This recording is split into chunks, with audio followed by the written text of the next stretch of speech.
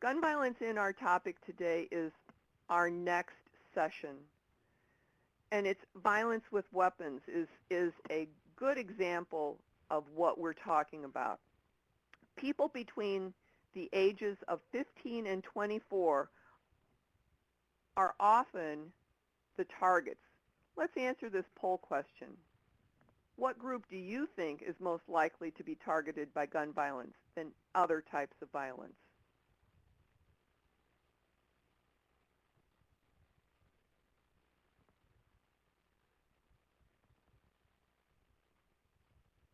We'll give you another couple of seconds to answer the poll question.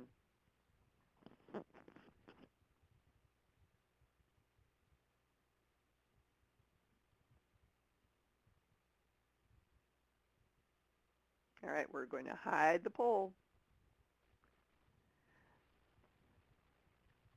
As I mentioned earlier, people between the ages of 15 and 24 are the most likely targets of gun violence, opposed to any other forms of violence.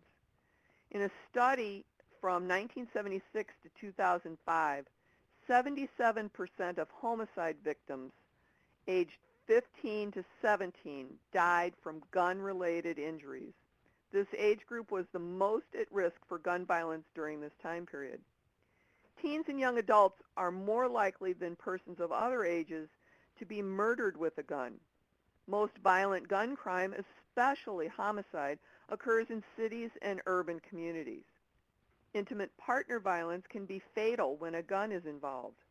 From 1990 to 2005, two-thirds of spouse and ex-spouse homicide victims were killed by guns. The good news is that the overall number of firearm homicides among intimate partners has fallen considerably during the past 30 years. So when we take a look at the charts on the screen, we need to pay attention to these numbers. Gun control is a timely and controversial topic.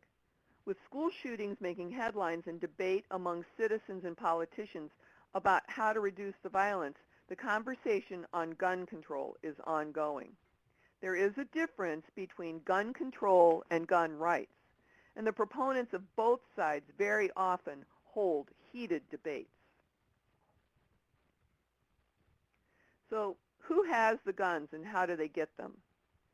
The National Institute of Justice's earliest firearms studies uncovered who owns guns, legally and illegally, and how illegal gun trafficking is tied to juvenile gun violence and other crimes such as drug dealing and gang crime.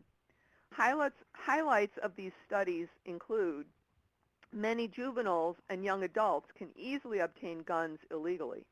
Most claim to carry them for self-defense. A study of persons arrested for a wide range of crimes showed that a higher percentage of arrestees than regular citizens own firearms. Arrestees are also more likely to be injured or killed by gun violence.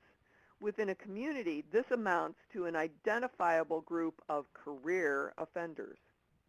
Surveys of offenders have found that they prefer newer, high-quality guns and may steal or borrow them. Most, however, acquire guns off the street through the illicit gun market. Gun-related homicide is the most prevalent among gangs and during the commission of felony crimes. 95% of gang-related homicides involved guns by 1993. This number has dropped to only 92% as of 2008, but firearms used during a felony rose from 60 to 74% from 1980 to 2005. To reduce gun violence, a sustained program that addresses both demand and supply is needed. It requires law enforcement collaboration, community involvement, and targeted intervention tactics. There's a national gun violence reduction program called Project Safe Neighborhoods that helps localities develop and implement partnerships and strategies that are likely to work. I do know that in the city of Chicago they often have a gun take-back program, so it's worth checking into your local community to see if there are any programs like that available. The law enacted in 2013 for concealed carry became effective on January 1st, 2014. Any licensed firearm users may not carry a gun into prohibited property or a private property facility with this sign that you see on the screen, clearly and conspicuously posted at the entrance. Private homeowners do not have to post this sign. Our takeaways from this segment include: gun violence often ends in death. Guns are often obtained off the street. Gun violence affects our communities.